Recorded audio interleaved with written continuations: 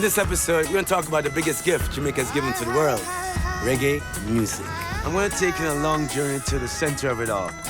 In the first part of our quest, I'll take you to my father's legendary Tough Gong studio, where we'll speak vinyl making and we'll record an original dub plate with my friends Giok and Yardcore. Since reggae and soccer resonate as one on the island, I'll introduce you to Jamaica's national soccer team, the Reggae Girls. RR, reggae is Rasta and Rasta is reggae. I can't speak about reggae without teaching about Rastafari. Rastafari is not a religion, it's a way of life, my way of life. And I could not think of a better person than reggae legend Ashanti Roy to link Rasta in reggae. For the first time ever, Ashanti opens his heart and his home to a camera crew, so check this out. Aye. I'm living for the young and the old, the blind and the deaf from the dumb, as you know. My name is Rohan Marley. I was born in Jamaica, but I've lived most of my life in America. The truth is, the moment you step foot in Jamaica, man, there's something special about this place. The food, the people, the culture. A taste of Marley is a journey around Jamaica. I'll make you discover the spirit and the beauty of my country.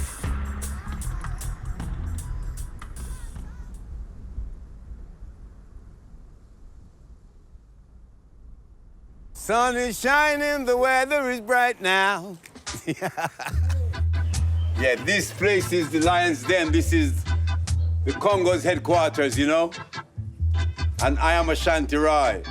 One love, man. Roy Del Johnson, a.k.a. Ashanti Roy, is a true reggae legend. He founded the Congos with Cedric Myton in the 70s, but he has been around reggae since the early ages. Father Ashanti went to school with Lee Scratch Perry, and he was also a close friend of my dad. But we'll get to that later. I and your father used to be working in Scratch Studio, man. Right. Yes. From those early days. I give thanks and praises to this day, as it's a true honor to introduce you to Congo Ashanti. Yes, this is where I train you in the morning. I thought that the perfect way to start our day together was to follow Ashanti in his morning routine, walking up the hill in Christian Penn in Portmore. So you're leaving your house at 3 a.m. in the morning? Yes. What time do you take on? I rest early, 6 o'clock in the evening. 6 o'clock in the evening. I hardly watch news. We, Rastafari, I consider that our body is our temple, along with the natural liberty. Training our mind and our body is a must. Early morning, get it. Early morning, eagles.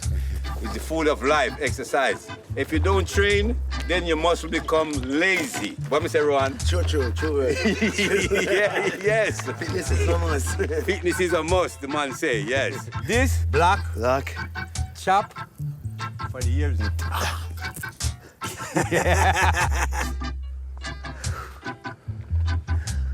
Come here and meditate. Yeah.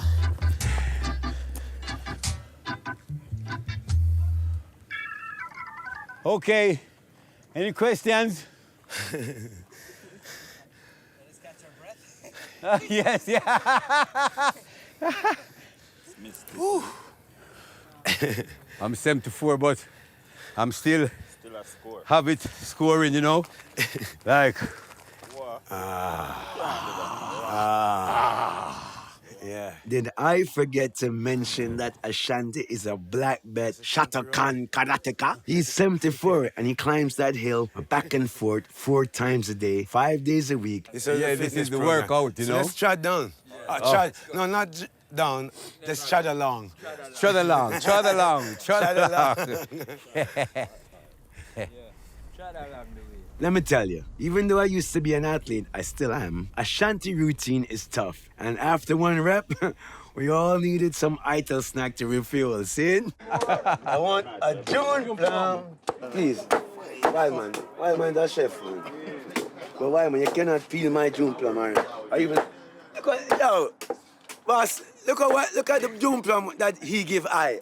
And look at the one I chose for myself. Now who you think love who more? The June plum is a tropical fruit that grows on a tree. When ripe, it has a yellowish skin and a delicious pineapple mango flavor. We use it often here in Jamaica, mixed with ginger to make some delicious juices. June plum, trim like green June plum. And these man train in the morning, man. Well, yes, brother. When you used to play football, Yeah. what was the one thing, training-wise, that you hated doing the most? I never hated training, but the one thing though, Like if the coach says I have to come in at 16 seconds, I want to make sure I come in at 13 seconds. So it wasn't really that I hated it. It was more like I never liked failure. So I'm always, you know, I will do this while I come to Jamaica every morning. I do the hardest work. So when I go there, that stuff is baby work to me. It was nothing, you know? So it wasn't that I hated it, but I just like to conquer it.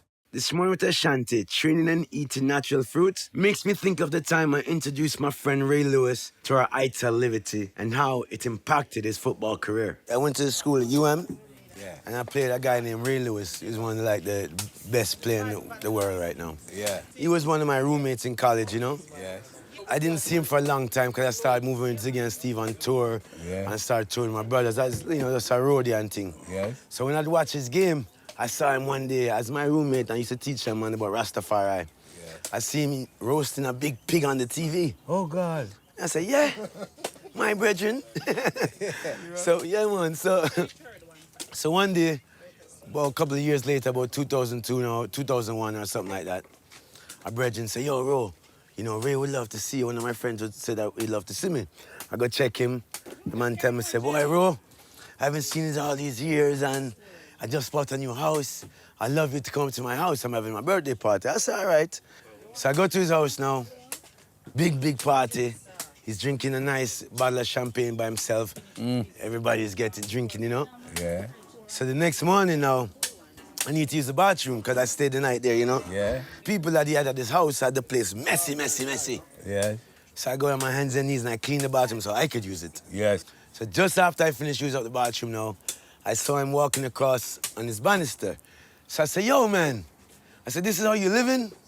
He says, what you mean, bro? I said, I see you on TV, you're roasting this and this and that, and look at you, man. This is how you live? How you gonna make it? And, you know, he was at the time one of the greats. But he says, what do you mean, bro? I say, you know what? Come to Jamaica, man. Yeah.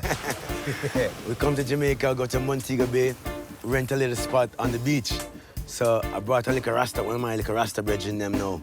Start feed him up with some ital food and, you know, some fish. Make him feel nice. And start run the beach. Yes.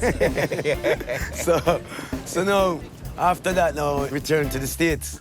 So I'm home here I'm at 56 at Hope Road. Yes. And I'm watching the game, you know. So, you know, Kojo. Yeah, man. Kojo's son, Ozai. Yes. Ozai, you know, we used to cook some food for I and prepare some meal. Yeah. I sent Ozai to deal with him, you know, line him up. So I'm in my living room, the house upstairs in my room, I watch the game now. When I see the man look lean and like trim up. I say, wow, man can look skinny. So them lose the game. But him look, you know, I run fast and thing. I call Ozai, I say, Ozai, may I say something? Come next year, we have to start eat back meat, you know. So me said to him, I said, so where him say? Tell me where him say. I said, no, bro, that's all he want. He want the fish, pineapple juice, and veg. That's all he want to eat. I said, am I right? Yeah. After that season, MVP. Yes. So the next year, another brethren that was in the camp, same youth that came the first year, we came back to Jamaica again. Same program. The same following year, our next youth from the camp, MVP. Again. This is for the NFL, not tell you now. Yes. Defensive player of the year, yeah. So my youth, them until this day, them youth, they eat like how we teach them to eat. Yes. Yeah, the healthiness, you know? Yes. He can tell you about that himself, about his eating habits, how it changed, you know? My son, Nico, he was trying out for the Redskins, and I went to one of their games and the camp, and he's telling me that most of the players now are living more of a vegan life. They're getting away from meat. So remember, the game was based on aggression, so the meat, they're really focusing on the skill now. Yeah. So these guys are not so more aggressive as they used to be. Now they're fast and skillful and thing. And a lot of these guys have stopped eating meat. It was a righteous morning with Ashanti. Yes, Rasta Rohan. After the break, I'm taking you to a never-seen-before place, the Lion's Den. After following him in his morning workout routine, I wanted to know more about Ashanti Roy. For the first time ever, Ashanti allowed a camera crew to step into Congo's headquarters, the Lion's Den. Located in Portmore, the Lion's Den is an historical place where the Congos compose and record some of their biggest hits. The Congos are a reggae vocal harmony group formed as a duo by Ashanti and Cedric Myton, Foundation. Row, fisherman, row. You know, this is the Lions Den, you know? Yo, Yes, this is... That's a hungry belly picnic day ashore. Yeah, man, this is where we meditate, you know? I'm 100% appreciative of I and Rohan is in the Lions Den doing something, you know? Yes, for I and Rohan father is a very, very, very, very good friend. We go a long way, from a long time, you know? So be with Rohan right now. I'm grateful of that, you know? What me say, Rohan? We give thanks. We give thanks. Yes. So this is where the group was set up. This is where the Congos... Yes, this is where we rehearse. This is where we make Great most of those great songs, yes. 2 albums right in the studio, Back in the Back Arc and Swinging Bridge, you know. So what year did the Congos start? Congo start out in the 60s. The 60s. And our first album release is in the 70s, 77, Heart of the Congos. When we started, it was 2 of us. Right. You're the high note. No, Cedric Maiton. You is not the high note, No, so I'm this not. one you But I can sing all of them. I can sing all notes. I can sing all the notes. Ah, yeah, Yes. man. Yeah, This man. is Cedric. He's the high note one. Seeing the original. Yes, Heart of the Congos. This is our first album. Yeah. Heart of the Congos. I was born in 72.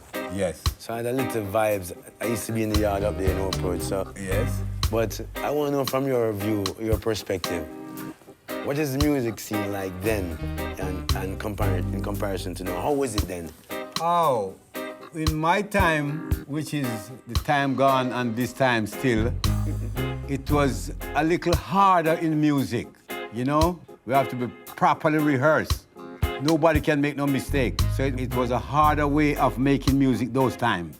We didn't have no computers and things like that. But that part, I think that made the music much greater because... Yes, God, the hard work, what we have to put into rehearse, you know? The 2-track.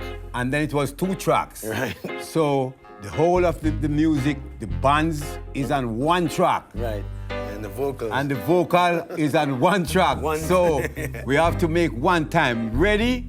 Yes, go, cut. And everybody have to be precise, you know? Right. You see, now it's easy because you have a computer where you can cut and splice and drop in this and drop in that, you know? Yeah, those days we don't have those things, so it was a kind of harder days, you know? But we go through it, your father go through that too. Yes, all of us go through that, and then we make great songs. Why is this little island so special? Why does the music always resonate with, whether it's dancehall, whether it's ska, whether it's reggae, whether it's, you know, soul music? Why Jamaica? Why is the music so important? All right. Why this music is so powerful?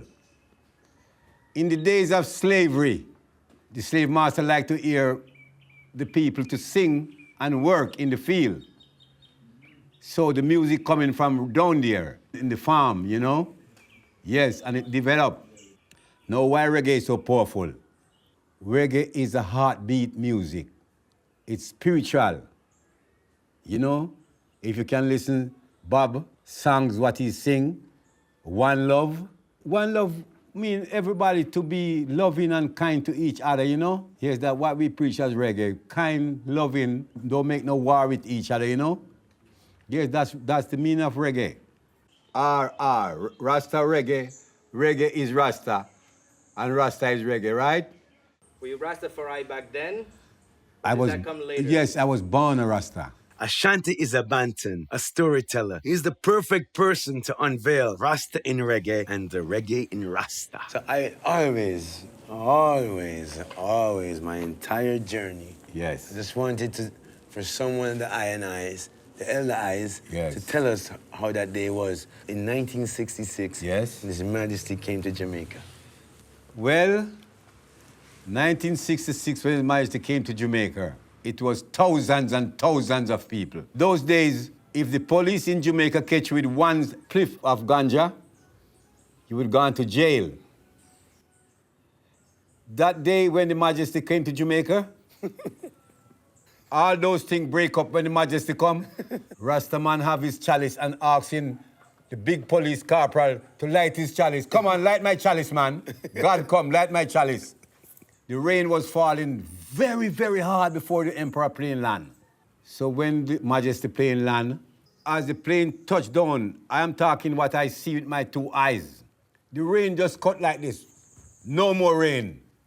Sun start to shine, and the thunder start to roll, and the lightning start to flash. So the crowd get wild. The crowd get wild. Everybody running to the Majesty plane. So the Majesty came out and his plane and stretched his hand like this. I don't know what he do, what he said, but the crowd just come quiet that if you drop a pin, you could hear it.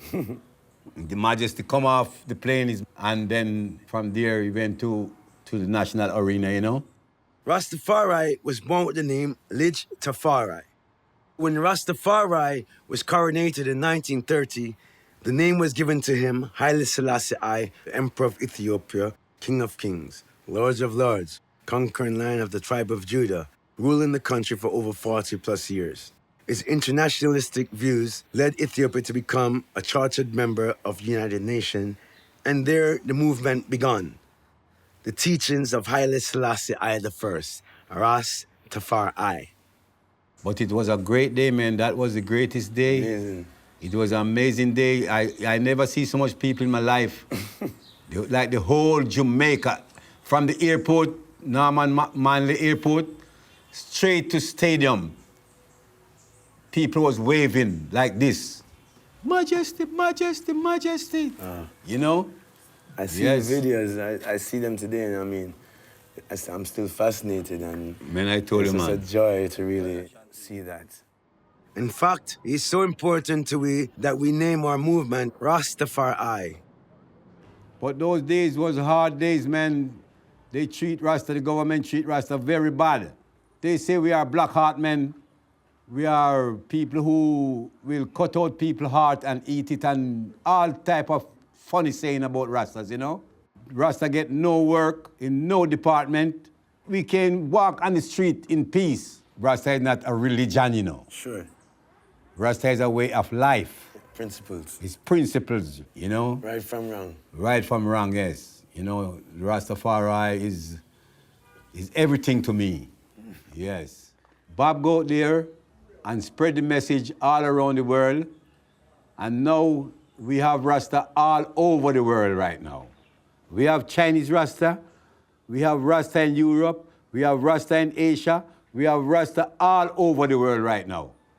So this small little island named Jamaica create a thing where spread all over the world. Is it marvelous? Yes, Rohan, let's go over to the artwork in the yard. Artwork in the yard. Yeah. That's so much work. This is a very historical picture, you know? Yeah. Yeah, you can see Bob right here. With the scroll right here. Yeah, the scroll, yeah. And you can see the Majesty here. Yes. With his chalice right here. This is Marcus Garvey lighting his chalice right here. Yes. This is Nani. Yes. This is Mandela. Yes, Mandela. Yes. Oh, yes. Well, this is one of the Congos, you know. Oh, one of the Congos. Yes. Okay. And this is Malcolm X right here. Yeah. Well, over here now, you have me right here. You that. And my son right here. See it. Yes. He passed out right now. Rastafari. Yes. So this is a very historical picture. My artist did this, you know? Yes. Yeah. I like this picture. It's You can see Naya Bingi art. The art of Congos. Yes. Yeah, the 1, 2. Yes, it's the 1, 2, 3. Yes, Rohan. Yes, Mr. Marley. You don't know. Coming up, Congo Ashanti commemorates my father. Yes, brother Rohan. So give thanks. Give thanks again for everything, my brethren. What a blessed day it is with Ashanti. After training in the morning, exploring Rasta reggae with him at the Congo's Lions Den, it's time to eat. Ashanti is taking me to his drummer's place. Although the place is famous for its tofu curry, he is cooking a traditional Jamaican breakfast, ackee and saltfish, Ashanti's favorite. A true idol spot where you can get fresh fruit and natural juices. Wow, all right, first of all, this is pumpkin seed juice. With soya milk. But let me tell you something. What I'm gonna have here and what I'm having here to drink, this is like what I used to get in the 70s at Oak Road. Yes. your father give you, when you get a juice and a bottle like this, and you taste it, this is like baby food. Baby food, eh? Yeah, why didn't I bring the bash? Oh, it's Hey, fire. Rohan want a bash. The calabash is a flowering plant and its fruits are emptied and dried to make ITIL recipients named after the tree. Well, look here. Don't leave out nothing. If the bash can't hold, If the bash can't hold, put it anywhere. ITIL food must eat out the ITIL bash. yes, bash strictly. Now we're talking. Now we are talking. Now we're talking, fire. Yeah. Wow, man.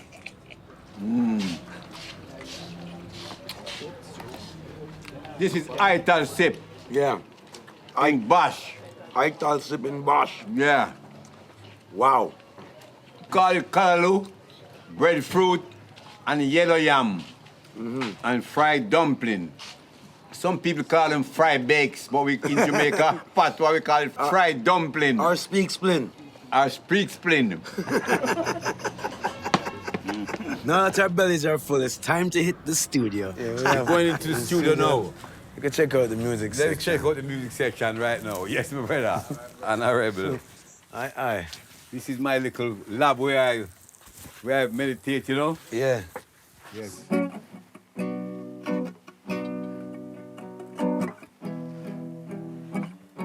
Where tension builds, reality grows.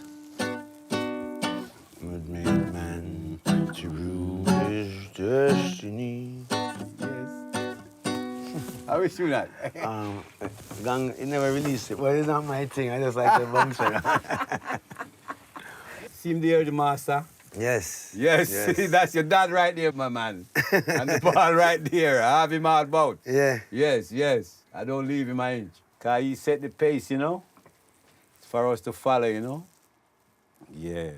All right, man, I'm gonna ask you this now. Yes, sir. What do you love most about touring or say traveling? Meeting the people, spreading the message all over the world. That's what I like the most, to spread the message for. We are messengers of Jah. And the vibes is spiritual vibes. That's what the world take on too, Right.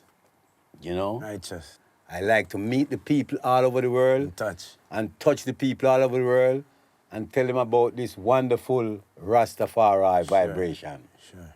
I'm gonna do it until I'm not able to do it anymore. I'm gonna just keep on doing it. I love it, you know? I can't do nothing more. Right. Only music. Now we have a temple down in Scotch Pass where Rohan father have a property down there in Scotch Pass. And he, Bob Marley, the man who give us that parcel of land there to make up our temple, you know? Yes, I'm very sorry we couldn't be there to see. It's a mighty full place, very large place, you know? Yes, and we utilize it very good, so I appreciate that, you know? Yes. That's one good thing that the gang do for us. You know, give us that space so we could make up our temple, you know? Yes, I appreciate it a lot. Sure. Yes. And see, the blessing is going to, the blessing is going to be always on the Marleys. Yeah, the blessing is going to be following the Marleys right through. Yeah, Bobby's in Zion right now. Yeah, it's set like that. Yeah, man. So African unite. Sure.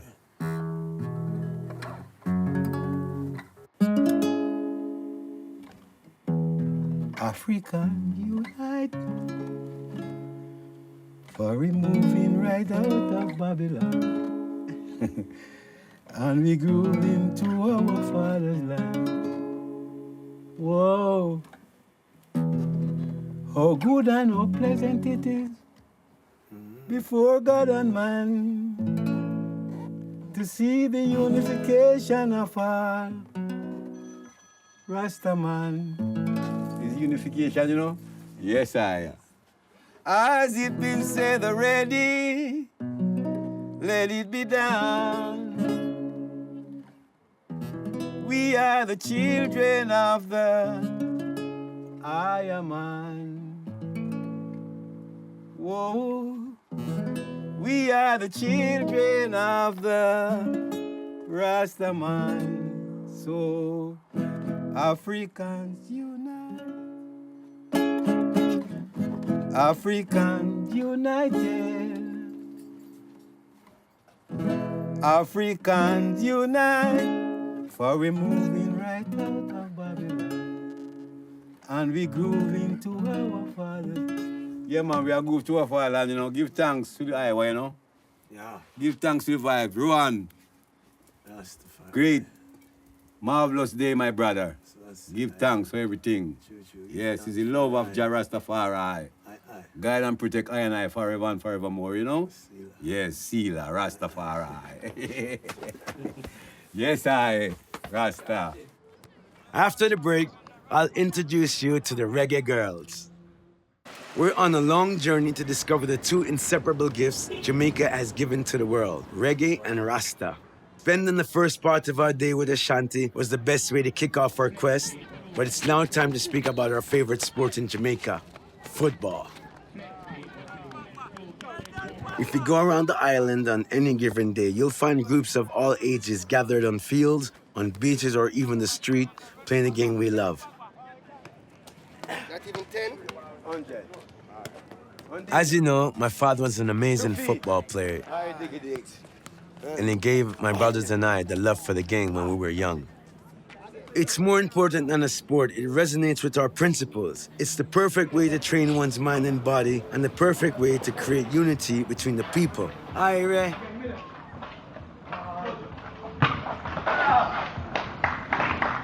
I'm taking you to the University of the West Indies in Kingston, where I'll introduce you to the future of the sport, the under-20s Reggae Girls. Our national teams are called Reggae Boys and the Reggae Girls. Everything is connected, see? I want to know how to score. Don't worry, them can't speed it up. I brought along my brethren, Damien Stupy Stewart, as a freshly retired professional football player. After Harbourview FC, he went on to play in England's League One for a few years before joining Malaysian Premier League. He's also a former player of the Reggae Boys. This is my first love, so I've always loved football, you know. I'm a fanatic. Yeah. Just come out. I watch it all the time on TV. I play a lot of FIFA. Yeah, just turn with it. Just turn. Makes me a footballer. All right, so it's gonna be two groups. One group here, one group there. She's gonna go first. All right, Stu, let's watch. Let's go. Ready? I have a quick story. Yeah. In all of my college career, I lost 3 games. Not soccer, you know, football, but I lived here when I was 12 years old. I grew up playing football, so I always had football in my blood, you know? Then I came here after my football career, and I went and tried out. That's how I knew Stupies. I went and tried out for Harbourview. So the guy, what's his name again, Stupies, that used to help out the coach? Whatever. One day he said to me after practice, if I was coach, I wouldn't sign you. You know, I said, really? I said, well, all right. So one day, I went to practice very early. I ran about 30 laps around the field. And after running my 30 laps before everybody started, I started to kick the ball to goal, you know? But I knew coach was watching. So I started at the outside the 18, boom! Dress it back a little, boom! This time I'm not taking any steps, just boom, you know? Till I ended up at the half line, you know the circle? I spot the ball outside the circle and take one step, bam, and goal. And then the coach I saw the coach tell the guy, I think his name was Donald. Not Donald. DV. Donovan Hill. Yeah. But his assistant to him. I saw DV tell the guy, he brought him a paper, say sign him. You know what I did to him? I went and ran another 15 laps. He had to beg me to sign the guy that told me he'd never sign me. So I ended up playing practicing all my time with the national baller right here, Supies.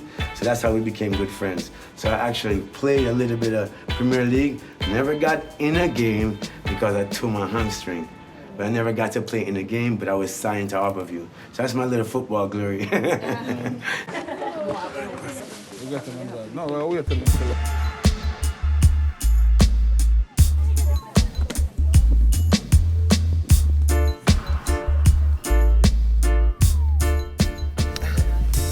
I have a theory, right, about football, right? This is my theory about football. I'm no coach. I know nothing. But I know the game is played like this. If we keep the ball in front of us, and the opponents have, we can't lose. And when we do get the ball, if we keep possession, they can't win. And if we support each other, meaning we always have a drop, a pass, a layoff pass, always have support on the outside, and always have a man up front. That little diamond-shaped thing there, I mean, there's just 6 of us, you know? That's also what I like to play, and I call it my Brazilian style. That means when we have the ball, we don't run up there and try and take the ball from them. We get back, and we defend together, you know? We keep a wall around and drive them backwards, you know? And when we do have it, we keep it and we look for us. Support the wingers, you know? But we play the game to support each other, right? That's just my little theory. Hey, play easy. Preserve yourselves. Oh, kill him.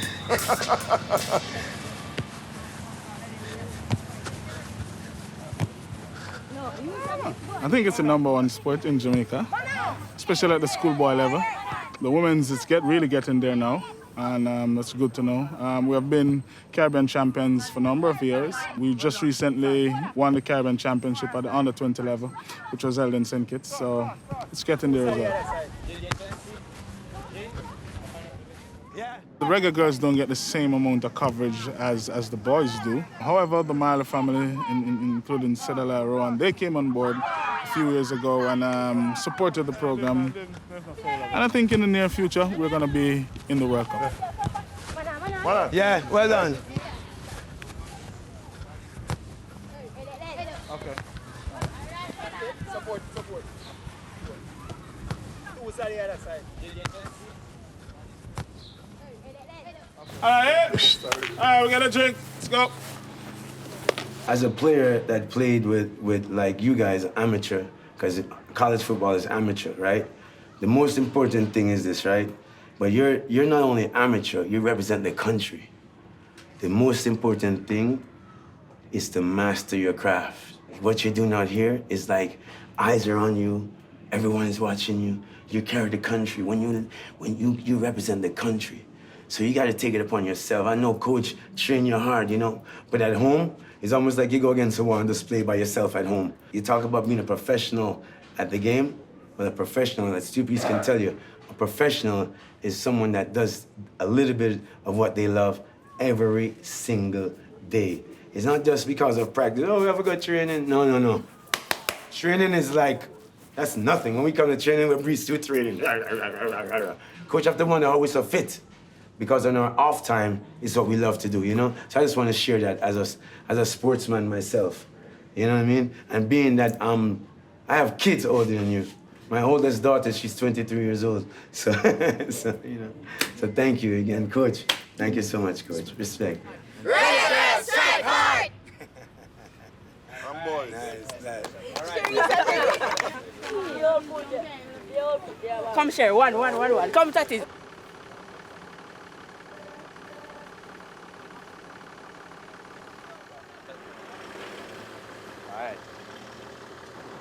Coming up, I'm taking you to Tough Gong International.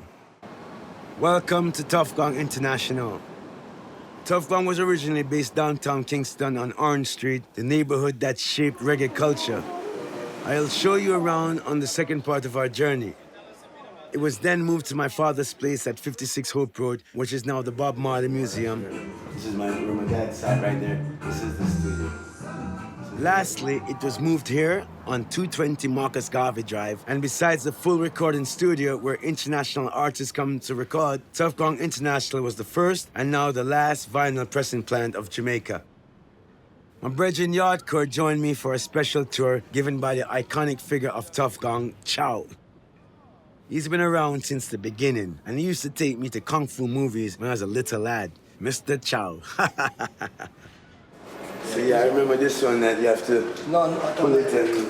Which part come out, that's all? Yeah, this will come out here. Yeah, Okay. see the two press. You know, if you press the right button, it comes out. Right.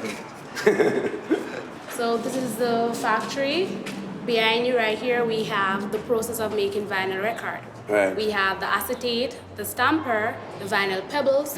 Then we have the vinyl records. Yes. So the acetate is an aluminum disc. Right. It is placed inside a machine with a heated needle, Uh-huh. creating all the grooves. Right. The Yeah, groove sure. is actually the music. It is then soaked in nickel nitrate silver solution 3.5 hours, creating the stamper. The stamper is what we place inside the machine. With the main ingredient, we have the vinyl pebbles. Right. So the vinyl pebbles with heated water, it form a paste or a dough. This is what we place inside the machine. With the stamper, we get the vinyl record. So you got to put the label underneath and the label on top. See there? You can see the pellet there. Right. That becomes a record. Yeah, that's a patty. Yeah, oh, nice. Record. That's a record. That's a record. I think that's a 45. LP is a bit bigger. Yeah. When you put this on top, there's a label there already. You put this on there, and you put this on there. And there's a stamper in there, and the thing is, and you know? So it slides through. Oh, right. Is it? Record, yeah, this is Kafkang International. Redemption song live in Pittsburgh. Oh, wow. Yeah. Pittsburgh is Bob's last concert Yeah. ever. I never even. I know Damien was here. We pressed his record here, didn't he? His 45, Yes, yeah. 1,000 record. 1,000, especially for Jay-Z. Jay-Z. You know the song Bam Bam, what a bam bam. You know that one? Yeah. You know that. I'm talking to Ron. You were Toots. Yeah. Toots. Tomatoes. Yeah, and Sister Nancy too. Yeah. Well, actually, it's the only place here in Jamaica that still does the pressing of the vinyls. But as you can see, we're undergoing some renovation, so we're not going to press until next year. Yeah. We're very, very, very proud to hear that, and even with the whole Yarko can talk about this more than I, as you know, the one that plays music all over the world, but with the resurgence of the vinyl movement now, because we have our own turntable that we made now, you know. Yeah. House of Marley, we make turntables. So I mean, it's great that we're still pressing records. So it's just nice, isn't it? Yeah, man. All right, now the vinyl thing, as you say, I forward again. So for me, the only place in Jamaica where all the fourth seam is a blessing, you know. Yeah. I want some vinyl in a yard again. You see? Yardco is a selector and a pioneer of reggae revival, a growing movement of young artists bringing their roots back into reggae. He's the first person to ever play music from the movement on Jamaican radio and is also Protoje's DJ. The whole reggae revival vibration now start with, you know, Protoje, Nomad, Janine, and a lot of other artists going to Jamnesia, a place called Jamnesia, in which, you know, the live music was more appreciated. From this on now, it's like an energy start build, because clearly the youth them have talent, so them are full of energy. And then now you had Kingston Dub Club, which was, you know, after that little time was the only place that you could go to hear straight conscious vibration in a dance right through the night. From this on now, the artists them get the whole inspiration, and people start gravitate as the artist fan base grow more. Yeah, it is what it is now, you know, more youths are being inspired to hold a conscious vibe, because it's different when the younger youths are, you know, holding a conscious vibe to inspire other younger youths. I don't know, Taste of Marley with there. Yeah, that's the fullness. A dub plate or special is an exclusive version of a piece of music re-recorded to bring forward a sound system, an artist, or an upcoming album. Special. Dub plate lyrics often includes the name of the selector or the sound system that has commissioned the artist. You'll see that after the break. Big up yourself. Now you can.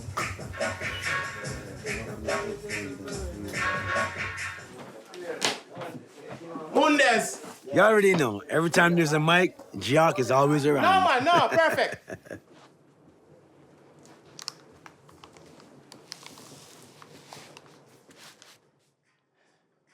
Yeah, God bless you. Thank you, no stress, no. For the blessing of His life is a hype. Yeah, God bless you. Burn fire, no stress, no. Give thanks for the blessing of His life.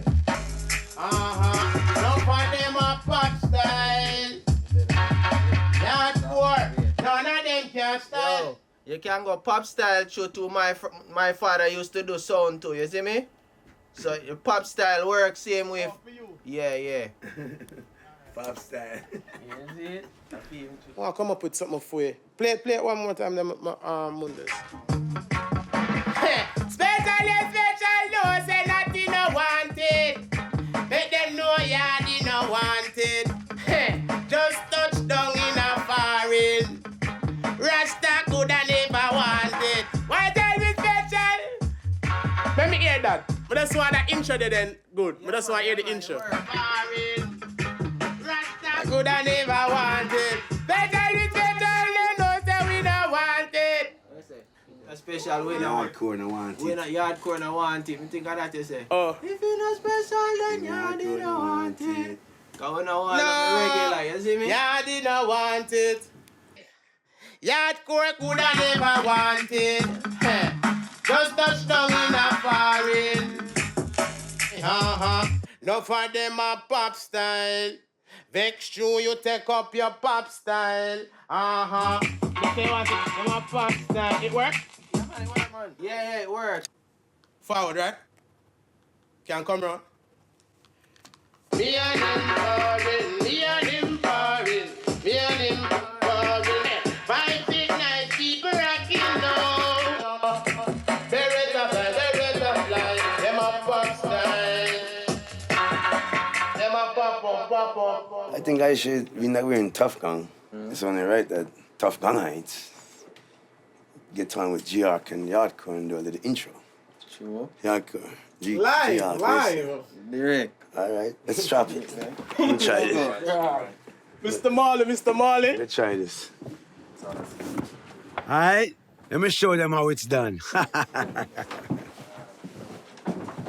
Mondays, you have it? Mundino.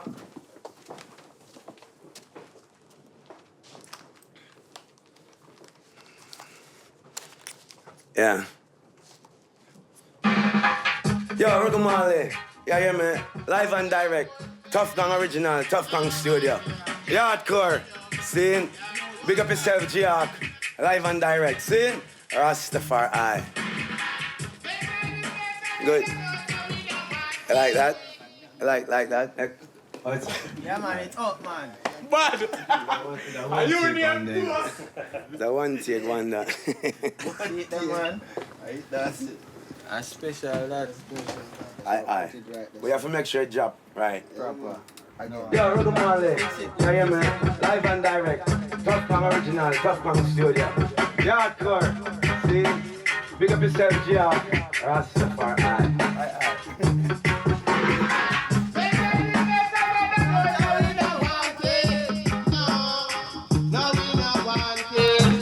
That little touch right there, you know? Tough Gang.